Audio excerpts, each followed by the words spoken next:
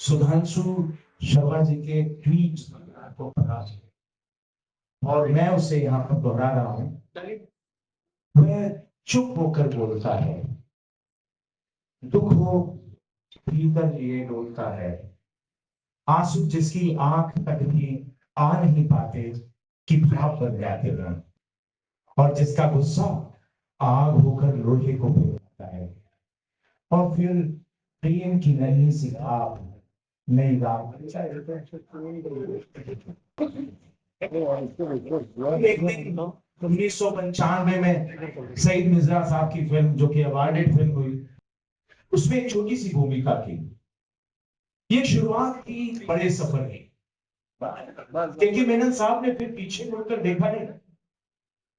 वो सबको याद होगा स्पेशल ओप्स का हेमंत सिंह, वो बाबू को मर जाने का एक नशा सा होता है, ये कहने वाले के मेनन साहब। के मेनन की दुनिया एक नई दुनिया बनती चली गई। एक ऐसा किरदार जो लोगों के जीवन को अपने भीतर जीने की कोशिश करता है और फिर जी कर उसे लोगों के समक्ष प्रस्तुत कर देता है। ऐसा किरदार जो हजार ख्वाहिशें लेकर चलता है, शौर्य जैसी फिल्म में काम करता है, बेबी जैसी फिल्म में काम करता है, प्रधानमंत्री जैसे सीरियल में काम करता है, और फिर गांधी वर्सेस महात्मा उस नाटक का भी हिस्सा बन जाता है। कहां से सफर शुरू होता है, और इन सब फेजेस में आप फिल्मों में भी हैं, नाटकों में भी हैं, ओटीटी पर भी हैं, सीरियल्स में भी हैं। ये जो बेहतरीन सफर है, यहां कहां आपको लगता है कि आप बेहतर महसूस करते हैं, आपको मजा कहां आता है फिर? बहुत धन्यवाद। जाने तारीफ कर दिया। मैं अपने बारे में खासा जानता नहीं। जहाँ तक सफर जो है वो उसी में मजा है। आप उसमें उतार चढ़ाव देखे हैं सब लोग। अगर वो सफर आपका है और आप जानते हैं कि सफर आपका है, और आप जानते हैं कि वो प्रतिभा आपके अंदर है, जो अभिनय का है मेरे ख्याल से, तो वो सफर कभी बोरिंग नहीं होता, हमेशा अच्छा लगता है। संक्षिप्त में ही है। एक लंबे सफर के बाद लव ऑल जैसी फिल्म, जिसमें आप एक वास्तविक खिलाड़ी जिसे सुधांशु जी ने हीरो बना दिया, उसके साथ काम कर रहे हैं, तो लव ऑल में आपको क्या अनुभव हुआ? लंबा सफर गुजारने के बाद एक ऐसी फिल्म जो कि आज प्रस्तुत होने जा रही है, वहां लव ऑल जो है वो मेरे ख्याल से भारत में पहली फिल्म है जो एक ऑथेंटिक स्पोर्ट्स ड्रामा है। अक्सर ये होता है कि हम स्पोर्ट्स पे फिल्में बनाते हैं, लेकिन कुछ टाइम के बाद उस फिल्म में स्टार्स जो है वो टेक ओवर कर रहे हैं, वो स्पोर्ट्स पे ही बगल में छोड़ देते हैं। हमने ऐसा नहीं किया है। हमने कोशिश की है कि बैडमिंटन के सेंटर स्टेज पे रखें, बैडमिंटन को ही स्टार बनाएं। जो कलाकार हैं इसके अंदर वो पार्टिसिपेंट्स हैं उसके अंदर, मैं हूँ, अर्थ है। और खास बात ये है, मैं ऑथेंटिक इसलिए कह रहा था कि इसमें कम से कम 200 ऐसे खिलाड़ी हैं जो इंडिया और इंटरनेशनल रिप्रेजेंट कर चुके हैं बैडमिंटन में। इस फिल्म के अंदर एक्चुअल खिलाड़ी हैं, उनको लेकर के हमने, इसलिए जो बैडमिंटन आप इसमें देखेंगे उसमें स्पेशल इफेक्ट्स वाला बैडमिंटन ही होगा। स्पेशल इफेक्ट्स नहीं होंगे, एक्चुअल बैडमिंटन है, लंबे लंबे रैलीज हैं। तो ऐसा एक स्पोर्ट्स ड्रामा करने का मौका मुझे पहली बार मिला, और मैंने आप भी अपने माता पिता के अकेले हैं, और जो किरदार आपने निभाया वो एक ऐसे पिता का है, आप द्वंद्व है कि मैं जब इस फिल्म से होकर गुजर रहा था, इसके टीजर से, तो मुझे लगा कि हर पिता एक अपने बेटे के लिए सिक्योर भविष्य चाहता है, और हमेशा जैसा कि सुधांशु जी कहते हैं कि माँ और बेटे पर पिता और बेटे पर, यहाँ एक पिता की भूमिका में आप जगह मेरा वो भी रिपोर्ट करना है। ऐसा तो नहीं था कि साइंस, फिर मैनेजमेंट, फिर एडवर्टाइजिंग और फिर फिल्म, इसमें कहीं आपके बता तो आने ही नहीं। नहीं, एक्चुअली नहीं आए। भाई हम बताओ मेरे ख्याल से जो भी उनको लग रहा था उन्होंने अपने दिल में रख लिया है, बताया नहीं मुझे। मुझे हमेशा लगा कि वो लोग मेरे साथ हैं इस पूरे दौर में। कभी ऐसा नहीं लगा मुझे। कभी कभी निराश भी होते थे, उनकी आंखों में दिखता था लेकिन मैं उसे नजरअंदाज करके आगे बढ़ता गया। लेकिन ये ऐसा नहीं हुआ जैसे इस फिल्म के अंदर है। कुछ चीजें हैं जो जिंदगी से ही लेते हैं हम, थोड़ा शुरू अपनी जिंदगी से बिल्ली के कुछ चीजें। लेकिन मेरी जिंदगी में फॉर्चुनेट है, मेरे माता पिता जो है सपोर्टिव थे। एक लड़का जो साइंस पढ़ता है, ग्रेजुएट है, एटॉमिक थियरी और क्वांटम फिजिक्स पढ़ता है, उसके बाद वो एमबीए करता है, मार्केटिंग में कुछ बेचने की ख्वाहिश है। वो सारी चीजें होने के बाद जब मुझे लगा कि एक वक्त ऐसा आया कि मुझे लगा मेरा स्वधर्म कहीं और है, यहाँ नहीं, ये मेरी इच्छाएं हैं। तो उसके लिए आपको बहुत ईमानदार होना पड़ता है अपने आप से। वो वक्त आया और मैंने पहचाना कि ये प्रतिभा मुझे दी गई है। वहां से मैं इसलिए मैं कभी अपने परफॉर्मेंसेस की ओनरशिप नहीं लेता। मैं नहीं कहता कि मैंने किया है, ये दिया गया है, वो मैं करता हूँ। निमित्त समझता हूँ अपने आप को। तो वो करते समय आपको गति भी मिल जाती है और मजा भी आता है। वही हुआ मेरे साथ। टेक्नोलॉजी बदल रही है, कंटेंट बदल रहा है, बड़ी तेजी से फिल्मों का कंटेंट भी बदले जा रहे हैं, नए नए चीजें आ रही हैं। ऐसे में ओटीटी एक ये कहा जाए कि हम डिजिटल टेलिंग स्टोरी के जमाने में डिजिटल नॉवेल की तरह हम ओटीटी को ले रहे हैं, या एक तरह कहाँ आप सोचते हैं कि क्या वो फिल्मों की दुनिया जो कभी हम सब भारतीय जानते हैं कि जब हम फिल्में देखने जाते थे परिवार के साथ जाते थे और उसमें बड़ा एंजॉय करते थे और फिल्म थिएटर में बैठकर हर आदमी अपने अपने का हिस्से का किरदार, भाई उठो मत सीधा। माँ अपने को किसी में फिट कर लेती थी, पिता अपने को, बेटा अपने को, बहू अपने में, सास अपने में फिट कर लेते थे। क्या ओटीटी ये कर पाएगा? क्या ओटीटी से ये सब हो पा रहा है जो हम फिल्मों के बारे में सोचा करते हैं और सोचा करते आ रहे हैं? ये नए जमाने का जो सिनेमा आया है, और आप जो स्पेशल ऑप से लेकर बहुत सारे आपने दिए हैं, जहां जो जो बहुत बारी अभी मनीष जी कल शेयर कर रहे थे कि हमने स्पेशल ऑप से ही ओटीटी को देखना शुरू किया। तो ये एक चीज है जो आपको क्या लगता है कि क्या होगा? मेरा मानना है कि दो माध्यम को ज्यादा कंपेयर नहीं करना चाहिए। उसमें आप उलझ जाओगे। तो बेहतर यह है कि दोनों माध्यम को छोड़ा जाए अपना अपना रास्ते, अपने रास्ते। मैं ये नहीं मानता कि कोई भी माध्यम दूसरे माध्यम को खत्म कर दे। जब टेलीविजन आया था तो उस वक्त एक दौर था कि लोगों को लगा ये सिनेमा तो बंद है, जिसके बाद कोई टेलीविजन नहीं जाएगा। ऐसा नहीं हुआ। सिमिलरली यहाँ पे पीढ़ी के पास ऐसा नहीं है कि हाँ। सिर्फ अंतर ये है कि माध्यम में एक एक मास मीडियम है। सिनेमा जब थिएटर होता है वहां सब लोग बैठते हैं, आप किसी ने एक ताली बजाई सबको ताली हो जाएंगे, है ना। तो वो एक मास साइकोलॉजी काम करता है थिएटर के अंदर। ओटीटी में ये है कि आप इंडिविजुअली देखते हो उस चीज को।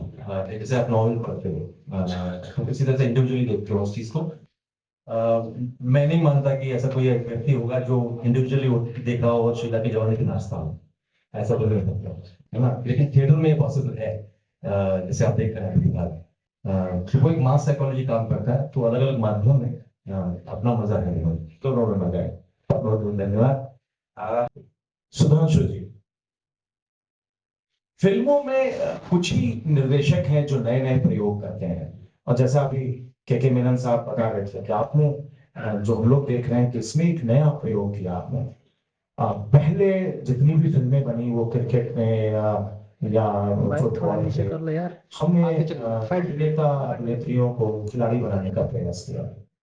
एक नया प्रयोग किया आपने, खिलाड़ी को ही अभिनेता बना डाला। और जैसा कि बता रहे थे कि अच्छे 200 खिलाड़ी आपने में लिए, कहाँ से आया ये आइडिया कि हम ऐसा प्रयोग करें? पहली बात तो ये कि भारतीय सिनेमा में हो सकता है कि ये नया प्रयोग है, लेकिन बाहर फिल्म्स में उन्होंने देखा है एक्चुअल प्लेयर्स जो भी अपनी विधा में माहिर है, अगर उससे रिलेटेड फिल्म बन रही है तो उनको ले लिया जाता है, और उतनी मेहनत करते हैं कि अभिनय में कहीं ये झलक ना आए कि ये तो अरे कहाँ से ले लिया। तो पर हाँ, ये जरूर है कि इस फिल्म में, क्योंकि ये बैडमिंटन पे आधारित है और एक प्रॉपर स्पोर्ट्स ड्रामा, जो मेरे मन में था कि वैसा बैडमिंटन दिखाया जाए जो कि आप इंटरनेशनल मैचेस में देखते हैं, या उस क्वालिटी का बैडमिंटन हो जितना दिखाया जाना वो डिजर्व करता है। गेम बड़ा बड़ा खूबसूरत खेल है, और किस्मत से मैं उसका एक खिलाड़ी रहा हूँ छोटे लेवल का, मैं राज्य स्तर पे खिलाड़ियों से भी खेला। तो वो भाव कहीं अंदर था कि यार अगर बैडमिंटन उस तरह का नहीं दिखा पाए तो फिर बड़ा कष्ट होगा, वो फिल्म बनाने का कोई अर्थ नहीं। तो जब आप ठान लेते हैं कुछ तो रास्ते भी निकलते हैं, तो नॉर्मल जितने कास्टिंग डायरेक्टर्स आप हायर करते हैं वो बोलेंगे कि हमें कलाकार इस तरह के चाहिए, उन्होंने तो हाथ खड़े कर दिए कि भाई ये जो आपकी डिमांड है बड़ी अजीब है, क्योंकि ऐसे एक्टर इंडस्ट्री में नहीं है जो कभी बहुत अच्छे बैडमिंटन प्लेयर रहे, बच्चे खासतौर पर।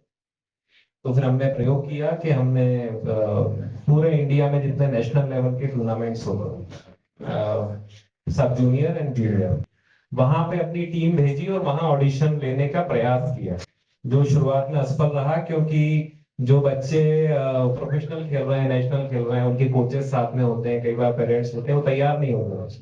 उनका फोकस सिर्फ उनका गेम, उनका मैच या टूर्नामेंट होता है। तो बड़ी मुश्किल से हमारी टीम ने, उसमें से एक सदस्य साथ में है कनिष्ठ, ये भी गए कई जगह, तो फिर हमें तरीके समझ में आए कि हमें कैसे उनको तैयार करना है, इन लोगों को आए, और फिर करीब 300 बच्चों के ऑडिशन इकट्ठे हुए एक साल में। और उसके बाद में उनको फिर शॉर्टलिस्ट किया गया, और कुछ 30 बच्चे फाइनल, जो जिन्हें एक्ट करना था। 200 बच्चे फिल्म में हैं, वो खेल रहे हैं, लेकिन जो जिन्हें हमको एक्टिंग सिखानी थी वो 30 हुए, उनमें से निकल के वो 2 या 3 आए, और खासतौर पे एक बच्चा जिसका पोस्टर पीछे है, जो फिल्म में उतना ही अभिनय कर रहा है जितना मेनन साहब ने किया है, वो सेलेक्ट हुआ। और शुरुआत में सब विरोध में थे, हमारी तो बड़ी बातचीत इस विषय में शुरुआत में हुई, तब बच्चे सेलेक्ट नहीं हुए थे, और शायद ये पहले व्यक्ति थे जिन्होंने कहा कि नहीं, हमको प्लेयर्स को लेना चाहिए। तो एक्टर प्लेयर या प्लेयर एक्टर, वो द्वंद था। और जो बाकी लोग जिन्हें शक था इस आइडिया पे, वो फिल्म की शूटिंग के दौरान, बैडमिंटन के दौरान, उन्होंने आके स्वीकार किया कि नहीं, यही सही तरीका है। स्पोर्ट्स की फिल्म में गाने जो होते हैं वो कभी कभी, जो हॉस्टल्स में बच्चे रहते हैं, उनकी मॉर्निंग एंथम बन जाती है। आपकी फिल्म में भी ऐसे गाने हैं, जैसे चल उठ, छटपट, खटपट मत कर। उसकी लेखिका रचयिता यहाँ बैठी हुई है, हाँ, सोनल जी, सोनल शर्मा। ये दिमाग में फिलोसफिकल गाना भी एक है, गेली सी सुबह ख्वाब में खो गई थी तेरे से जाती सुबह, बड़ा फिलोसफिकल सा गाना है। क्या क्या सोचा आपने कि कैसे, 5 गाने हैं शायद, 5 गाने हैं, तो क्या सोचा आपने कि हम कैसे, और बहुत मुझे लग रहा है कि जो थीम है फिल्म की, जो स्पोर्ट्स की, उससे बड़े मैच करते हुए गाने हैं। ये कहाँ से दिमाग में, और इतने फिलोसफिकल गाने आपको लेने की सोच कहाँ से आ रही है? मुझे लगता है खेल में एक बड़ी फिलॉसफी होती है, और जैसा मेरी बड़ी बहन है सोनल, ये मेरी, तो इन्होंने 2-3 बार ये भी कहा कि जहाँ दृश्य या शब्द अपनी बात कहने में चूक जाते हैं या असमर्थ होते हैं, वहाँ कविता की जरूरत पड़ती है। तो क्योंकि ये उस प्रोसेस में साथ रही मेरी, इन्होंने पटकथा भी लिखी है फिल्म की, अच्छा डायलॉग्स लिखे हैं, तो उस प्रोसेस के दौरान वो कविताएं आई जो आप कह रहे हैं कि बड़ा सिंक कर रहा, वो इसलिए भी आई कि हम एक लंबी जर्नी से इस फिल्म के अंत तक पहुंचे हैं। तो इसलिए वो गाने इतने सटीक और वो लगते हैं। फिलोसफी का जहां तक सवाल है, मैं फिलोसफी का स्टूडेंट हूँ, मेरी पीएचडी है फिलोसफी में, तो कहीं तो थोड़ी फिलोसफी आ जाती है। तो जो पहला गीत आप बोल रहे हैं, बड़ा सुंदर गीत है, बड़ा प्रिय है मुझे, गीली सी सुबह एक ख्वाब में, बहुत हो गई थी जी। और पापोन ने गाया भी उतना ही सुंदर है, सौरभ वैभव का संगीत है, यंग म्यूजिक डायरेक्टर है, बड़े बड़े टैलेंटेड है। और दूसरा गीत जिसकी बात की आपने, वो फिल्म, क्योंकि स्पोर्ट्स फिल्म की कुछ कुछ लिमिटेशंस होती है कि हाँ वो चीजें दिखाई जाती है, बड़ा सुंदर ट्रेनिंग गीत है, पर उससे हम नया कैसे करते हैं, वो एक चैलेंज था सामने। तो जो हम बिल्कुल शुरुआती दौर में हिंदी की पाठ्य पुस्तकों में जब सीखते हैं तो ऐसे ही सीखते हैं, उठ झटपट उठ झटपट। हाँ। तो उस सीखते, क्योंकि वो शुरुआत जो ट्रेनिंग की होती है वो भी उतनी ही शुरुआत से होती है। तो सोनू निगम ने इस गीत को गाया है, आप जब फिल्म देखेंगे तो गीत सामने आ जाएगा। एक प्रेम गीत भी है बड़ा सुंदर, और मेरे ख्याल से अभी जो युवाओं के सबसे प्रिय गायक है जुबिन नौटियाल। जुबिन ने उस गीत को गाया है, लेकिन मेरा प्रिय गीत जो है वो एक प्रार्थना है जो इस फिल्म का हिस्सा है। और बरसों बाद शायद कोई एक प्रॉपर प्रार्थना जो कि स्कूल में भी गाई जा सकती, वो इसमें है। सोनम दीदी ने ही लिखा है, साहस दो के नाम से वो प्रार्थना है, वो भी फिल्म में है। और अंत में एक और गीत है जो लव ऑल बोथ है, जो हमारा थीम सॉन्ग है। तो इस तरह से बात आपने अपने ट्वीट में जब फिल्म शूटिंग चल रही थी तो एक निशात पूरा कोच फैक्ट्री का जिक्र किया है। वो आपने लिखा कि जो बेस्ट सीन था वो आज हमने शूट किया, बड़ी जद्दोजहद हुई उसमें। क्या आप नैरेट कर सकते हैं हमारे दर्शकों को कि क्या था वो निशात पूरा कोच फैक्ट्री में, ऐसा क्या हुआ? सीन तो वाकई बड़ा सुंदर और खूबसूरत सीन है। फिल्म में सभी सीन आपको प्रिय है, आप देखेंगे सीन तो। लेकिन वो ऐसी समस्या आती है, वो तो मैं किससे लिख रहा था तो लिख नहीं, बड़ा अच्छा किस्सा वही था ना। तो समस्या ये है कि मैं ही फिल्म का राइटर हूँ और मैं ही प्रोड्यूसर हूँ और मैं ही डायरेक्टर हूँ, तो ये एक मुसीबत का काम है कि आपको एक तरफ ये भी जूझना है कि कोई व्यवस्था में दिक्कत ना हो। तो रेलवे का एक प्रोसीजर होता है शूटिंग की लोकेशन, और हमने जो चयन किया जिस जगह का, वो एक कोच फैक्ट्री थी। वहां पे कोच रिपेयर होते थे, बड़े एरिया में था, परमिशन वगैरह सब थी। लेकिन जब हम पूरे तामझाम के साथ में वहां पहुंचे तो जो मुख्य अधिकारी थे शायद वो नए थे, तो उन्होंने स्पष्ट मना किया कि ये तो संभव नहीं है शूटिंग। और हम बड़े टाइट शेड्यूल में चलते हैं, रोज का हर घंटे का हिसाब होता है, हम बदल नहीं सकते। तो शायद उन्हें फिल्मों से कुछ रहा होगा किस तरह का, मुझे नहीं पता। तो वो जो शूटिंग सुबह 8 बजे शुरू होनी थी, वो सारी मशक्कत के बाद शाम तक शुरू हो पाई। लेकिन हमने उसका पूरा वसूली की और एक बड़ा खूबसूरत सा दृश्य वहां से निकाला। अच्छा, और वो बताने की जरूरत मुझे नहीं है, वो आप देख के समझ जाएंगे कि वो दृश्य कौन सा है। खूबसूरत दृश्य देखना है, क्योंकि ट्वीट में तो था, अभी फिल्म जब रिलीज होगी तब ये लगेगा। क्योंकि अगर निर्देशक बड़ी संतुष्ट होकर कह रहे हो कि वो सीन बहुत खूबसूरत निकल कर आया है, तो मुझे भी लग रहा था कि शायद सुधांशु जी यहाँ पर नरेट कर देंगे और पहले से पता है। मैं इतना इतना जरूर कहूंगा कि आप के मेनन जी के कुछ दृश्य मुझे जो बड़े प्रिय हैं, याद रहते हैं, सभी कुछ है। लेकिन और लोगों की लिस्ट में भी होंगे कि हमें शौर्य का वो वाला बात बड़ी अच्छी लगी, या सरकार में वो उस तरह से देखना अच्छा लगा। पर इतना मुझे लगता है कि ये दृश्य उन जितने भी आपकी लिस्ट में होंगे उसमें जरूर शामिल हो जाएगा इस फिल्म के आने के बाद में, और शायद काफी ऊंचाइयों पर रहेगा उन पर। ये पक्की बात है। क्योंकि मेरा साहब ये सवाल एक निर्देशक को बगल में बिठाकर पूछना तो नहीं चाहिए, लेकिन पहले भी मैंने कहा कि सिनेमा हमारे दिल दिमाग का अपहरण कर लेता है। इसके लिए कौन जिम्मेदार है? कहानी लिखने वाला, या निर्देशन करने वाला, या फिर अभिनय करने वाला, या फिर संपादन करने वाला? कहाँ से ये जो दिल दिमाग है, तो सब टीम वर्क, लेकिन कोई तो एक होगा ना। हम सब इस जो फिल्म में शामिल हैं, मतलब एक this is the only art form जहाँ पे टीम आर्ट फॉर्म है। बाकी सारी चीजें फॉर इंडिविजुअल बहुत उसमें मायने हैं। यहाँ एक ऑर्गेनाइज्ड आर्ट फॉर्म होता है, and film making is the only organised art form. तो इसलिए सभी लोग शामिल हैं इसमें। सभी लोग शामिल। मैं कहीं पढ़ रहा था कि जो कम्युनिकेशन की दुनिया में बहुत कम लोग ऐसे हैं जो जिनके शब्द भी बोल रहे हैं, जिनके हाव भाव भी बोल रहे हैं। के मेनन की आंखें भी बोलती हैं।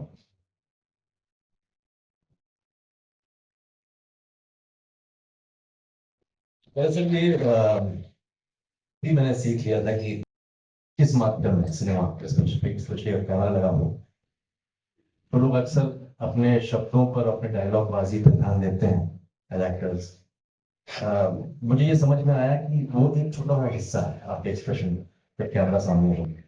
अगर आप रेडियो पे हो जहाँ पर चेहरा नहीं दिखता है, तो शायद वही एक तरीका है आपको एक्सप्रेस करने का, जो आप बचपन में अपने रेडियो प्रोग्राम्स, अलग अलग बचपन है, बट प्रोग्राम्स हुआ करते थे ना, मोदी कॉन्टिनेंटल के, मतवाली इलाके से, तो वो जो है वो उसमें डिस्क्रिप्शन और उसका एक्सप्रेशन जो है सिर्फ बोल के होता था। When you have an audio visual medium, वो छोटा हिस्सा है, बाकी आपके अंदर जो चल रहा है वो भी दिख रहा है। तो जब मैंने सीख लिया तब मैंने जाना कि आईज, जो आंखें हैं, वही है आपकी आत्मा। आपको समझ में आता है कि एग्जैक्टली क्या सोच रहे हैं, भले आप स्माइल करते हो या कुछ भी करते हो, तो जरूरी है उसका इस्तेमाल सही करें। और मैं वो ऐसा कुछ कॉन्शियसली नहीं करता हूँ, मैं थोड़ा सा इंटरनलाइज परफॉर्मेंसेस पे बिलीव करता हूँ, तो ऑटोमेटिक आ रही है। मेनन साहब, आपने एक बीच में एक बात कह दी कि हम आंखों से तो बात करते हैं और हम लेकिन आपकी डायलॉग डिलीवरी की भी तो कायल है ना लोग। तो वो जो आपने हिम्मत सिंह होते हुए किया या फिर अन्य फिल्मों में किया, तो वो जो डायलॉग डिलीवरी है, वो कहीं क्या कोई ट्रेनिंग का हिस्सा थी या फिर वो भी अपने आप आपने किया? लेकिन ये है कि मैं डायलॉग डिलीवरी करता ही नहीं, बेसिकली ये मेरा सूत्र है। मैं डायलॉगिंग नहीं करता हूँ, मैं बातचीत करता हूँ पर्दे पे। तो मेरा वो एक मेथड है जहाँ पे मैं बातचीत करता हूँ। मैं कोशिश करता हूँ कि ये ऑडियंस को लगे जब देखते समय कि उस किरदार ने वो जो कुछ भी बोल रहा है उसकी इजाद वहीं पे हुई है। ऐसा नहीं है कि कोई डायलॉग राइटर ने उसको दिया है। That's the whole idea. Dialoguing में क्या होता है ना, डायलॉग बाजी में वो सेम लगता है हर एक। अरे ओ सांबा कितने आदमी थे, और एक मीटर है इसका बहुत बड़ा। सिमिलरली डायलॉग बाजी में एक मीटर होता है, तो बातचीत करते हैं तो ऐसा हम कितने सारे आदमी, हाँ ये होता है। So it becomes conversational. तो मेरी कोशिश ये रहती है कि वो करें ताकि सिर्फ डायलॉग पे ही लोग मतलब इम्प्रेस ना हो, ओवरऑल एक एक्सपीरियंस मिले।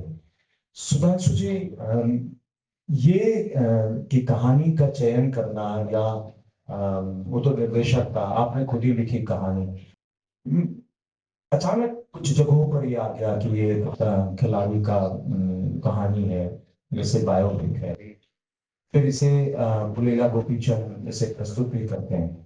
क्या ऐसा है कि किसी खिलाड़ी की ये बायोपिक है या उसकी आत्मकथा है या फिर आपका अपना कोई जद्दोजहद इसमें दिखाई दे रहा है? पानी बायोपिक तो नहीं है और खिलाड़ी की कहानी नहीं है, खिलाड़ियों की कहानी।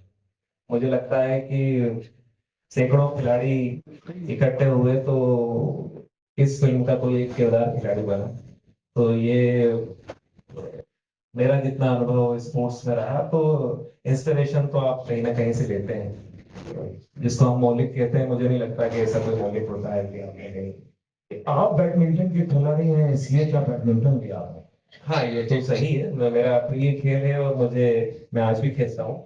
तो और स्टेट लेवल या नेशनल लेवल तक, स्टेट लेवल तक के खिलाड़ी हैं आप, कहना आप? फिलॉसफी में पीएचडी है और स्टेट लेवल के बैडमिंटन के खिलाड़ी हैं और फिल्म दुनिया के अब जाने माने निर्देशक हैं, कहानीकार हैं, फिल्में लिख भी रहे हैं। जो यहाँ पर विद्यार्थी बैठे हुए हैं, वो सोचे कि आपकी क्रिएटिविटी कहाँ से आएगी और कैसे आप क्रिएटिव होते हैं। जरूरी नहीं है कि आप सोच कर आए, आप सुधांशु जी से बहुत सारी चीज सीख सकते हैं। तो कहानी लिखने के प्रोसेस में क्या पहले से अर्क जैन जैसा किरदार आपके दिमाग में था क्या? हाँ, बच्चा आपके जैन जिसकी आप बात कर रहे हैं वो तो कहानी का हिस्सा था। लेकिन हाँ, जब वो सामने आया तो अब लगने लगा कि यही बच्चा था। ये नहीं कहूंगा कि पहले फिल्म से आपके जैन ही दिख रहा था। लेकिन लंबी प्रोसेस थी इस कहानी की और मैंने लिखा भी। आप उसको अच्छे से कोट कर रहे हैं, जो मेरा फेसबुक पे उस पर लिख रहा हूँ। तो कहानी ये बड़ी सुना सुना के बनी है। मैं अपने दोस्तों को सुनाता रहा और उसी में बदलाव करता रहा। तो कई सालों में ये कहानी बनी, अनुभव ही उसका हिस्सा है और फिर इम्प्रोवाइजेशन तो होते हैं। इस तरह से कहानी बनी। खास बात आपने गोपी चंद जी का नाम लिया। मुझे लगता है कि सभी परिचित हैं कि पुलेला गोपी चंद न सिर्फ बैडमिंटन के एक बड़े खिलाड़ी हैं, पर वो मुझे लगता है कि जितने गुरु हैं स्पोर्ट्स में आज इंडिया में, उनमें वो सबसे ऊंचा मकाम रखते हैं। एक ऐसा खिलाड़ी जिसने ऑल इंग्लैंड चैंपियनशिप जीती, जो बैडमिंटन का सबसे बड़ा टूर्नामेंट है, वो भी एक इंजरी के बाद। और उसके बाद जो उनने कारनामा किया और वो जो कर रहे हैं कि पूरे हिंदुस्तान को चाइना के बराबर लाके खड़ा किया। नहीं तो हम बैडमिंटन की दुनिया में कहीं ठहरते नहीं, पर आज हम एक बड़ी शक्ति है बैडमिंटन में। और जैसा वो काम कर रहे हैं उसको अगर देखा जाए तो ये बड़ा बैडमिंटन में बड़ा उज्जवल भविष्य देश का है। तो इस फिल्म में वो शामिल नहीं थे कभी भी। इसका ट्रेलर जो आपने देखा वो कहीं से हमने उनके पास पहुंचाया, और उम्मीद नहीं थी कि इतनी जल्दी कोई वहां से खबर आएगी। और उन्होंने तुरंत कहा कि मुझे फिल्म देखना है। वो कोरिया में थे उस वक्त, वहाँ कोई टूर्नामेंट चल रहा था इंटरनेशनल। वहां उन्होंने उस फिल्म को अपने आईपैड या कहीं भी देखा, और फिर वहां फिर दोबारा तुरंत खबर आई कि आप बताइए इस फिल्म के लिए मुझे क्या करना है। तो हम ये रिक्वेस्ट कर सकते थे कि अब आप ही इस फिल्म को प्रेजेंट कर दीजिए। बिल्कुल सर। तो इस तरह से गोपी चंद जी इस फिल्म के प्रेजेंटर। So nice. सो कितना बेहतरीन भरोसा है कि कैसे एक खिलाड़ी इस फिल्म के लिए। मेनन साहब, यहाँ बहुत सारे विद्यार्थी बैठे हुए हैं जो उस आपके वक्तव्य का इंतजार कर रहे हैं। अभी डीएम साहब ने एक बड़ा राज की बात कही कि आधे वो लोग हैं जो फिल्मों में जाना चाहते थे और जा नहीं पाए, और आधे वो लोग बैठे हैं जो अभी भी जाना चाहते हैं।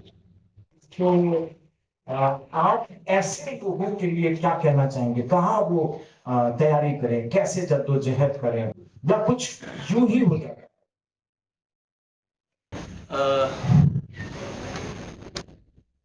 आप अपने आप को ईमानदार समझते हैं? तो आप ईमानदारी से आज रात को या 2 दिन अपने आप से पूछिएगा कि क्या आपके अंदर वो प्रतिभा है या नहीं है। इच्छाएं अलग है। मैं चाहता हूं कि मैं एस्ट्रोनॉट बन जाऊं, इसका मतलब नहीं कि मैं बन जाऊं। इच्छाएं अलग है, क्योंकि मैं मानता हूं कि ईश्वर ने हर इंसान को कम से कम 3 टैलेंट तो दिए हैं, और उन 3 टैलेंट से जब आप अपनाओगे तो आपको गति मिलेगी ऑटोमेटिकली। आपको कुछ करना नहीं पड़ेगा, वो आपको ढूंढना है ना। अब फलसफे के पीएचडी के हैं, लेकिन मैं फलसफा दे रहा हूँ आपको। ये है कि आपको ईमानदारी से, बिल्कुल ऑनेस्टली आपसे अपने आप से पूछना होगा कि ये मेरी इच्छा है या मेरे अंदर वो चीज है जो ईश्वर ने दी। जैसे आपको वो दिख जाएगा तो आप बेधड़क किसी की मत सुनना, उस रास्ते पे चलेगा, आप कहीं ना कहीं पहुंच जाओगे। दरअसल सिनेमा हमारे जीवन का बड़ा अभिन्न हिस्सा है। ना 64 मुझे लगता है कि जब मैंने पहली बार सिनेमा अपने माता पिता के साथ देखा तो मैं 3-4 साल का था, और कोई एक फिल्म थी, अली कमल या कौन सी फिल्म थी, और मैं सीट पर खड़ा था, और पूरी स्क्रीन पर एक हीरोइन गिलास लिए हुई थी, और उसने कहा कि पियो और पियो, और मैं एकदम से चिल्ला पड़ा, न पी गए। सिनेमा दरअसल इसी तरीके से बात है। हम लोग इलाहाबादी में न पी गए कहते हैं, तो दरअसल सिनेमा हमसे इसी तरीके का संवाद करता है। ये एक बड़ा भारी फैक्ट है कि सिनेमा हमें बहुत कुछ सिखाता है। और आज जब हम थोड़ी देर बाद लवॉल फिल्म देखेंगे तो बहुत सारे पिता और बहुत सारे बच्चे उस चीज से होकर गुजरेंगे जो उनके जीवन का हिस्सा होता है। मेरा बेटा साइंस पढ़ता था, अचानक कहता है कि मैं लॉ, और मैं उसे साइंस में, चूंकि साइंस का मैं साइंस पढ़ाने पर तुला हुआ है, लेकिन फिर एक दिन लगा नहीं, ये नहीं पढ़ पाएगा। उस दिन आकर बोला मैं फेल हो जाऊंगा। क्या आप चाहते हैं कि मैं फेल हो जाऊं? दरअसल ये बड़ी बेहतरीन कहानी है। जितना मैं जान पाया, 7 भाषाओं में, जो भारतीय भाषाओं में और 7 विदेशी भाषाओं में सबटाइटल के साथ एक साथ रिलीज होने जा रही है। यूं ही कोई बड़ा आदमी नहीं बन जाता, यूं ही कोई बड़ा खिलाड़ी भी नहीं बन जाता है। क्या सिनेमा कोई बदलाव ला सकता है? जब हम आर्टिफिशियल इंटेलिजेंस की बात कर रहे हैं, जब हम ऑगमेंटेड रियलिटी की बात कर रहे हैं, जब हम चिप कम्युनिकेशन की बात कर रहे हैं, वर्चुअल रियलिटी की बात कर रहे हैं, तब अचानक सिनेमा वही अपनी पुरानी ताकत लेकर हमारे सामने आ जाता है। और दो ताकत देने वाले दो किरदार जो बड़े मजबूत हैं, एक सुधांशु शर्मा जी और दूसरे के मेनन साहब। आई थिंक के मेनन साहब का पूरा नाम कृष्ण कुमार मेनन। हम लोग के मेनन बहुत जानते हैं, लेकिन मुझे लगा ये भी बताना जाना चाहिए सबको, जो युवा है उन्हें पता होना चाहिए। तो ये दो किरदार यहाँ पर मौजूद हैं जिन्होंने अपने समय, अपने समाज, अपनी संस्कृति, अपने सरोकार को बहुत बेहतरीन ढंग से समझाया। लव ऑल जब आप फिल्म देखेंगे तो आपको इसके शीर्षक के मायने भी पता लगेंगे। सोनल जी बैठी हैं जो उन्होंने प्रार्थना लिखी है कि हम बहुत सारी ताकत अपनी जमीन से प्राप्त करते हैं, जो साहस प्राप्त करते हैं। शायद वो सुधांशु जी ने कहा कि ये प्रार्थना गाई जा सकती है स्कूलों में इस फिल्म के बाद। और मुझे लग रहा था कि वो उठ झटपट चल मत कर खटपट, ये जो गीत है ना वो हॉस्टल्स का नेशनल एंथम बनने जा रहा है। कोई तो लिफ्ट करा दे, एक बार नेशनल स्टूडेंट एंथम बन गया था। इसी तरीके से बहुत सारे गाने ऐसे हुए जो मुझे बच्चों के हॉस्टल में सवेरे बजते हुए सुनाई देते थे। और शायद इस फिल्म के रिलीज होने के बाद वो गीगी से सुबह वो तुम्हारे हिस्से से निकल गई। ये फिलॉसफी गजब की फिलॉसफी है। बहुत बहुत धन्यवाद सुधांशु जी आपका, के मेनन साहब आपका।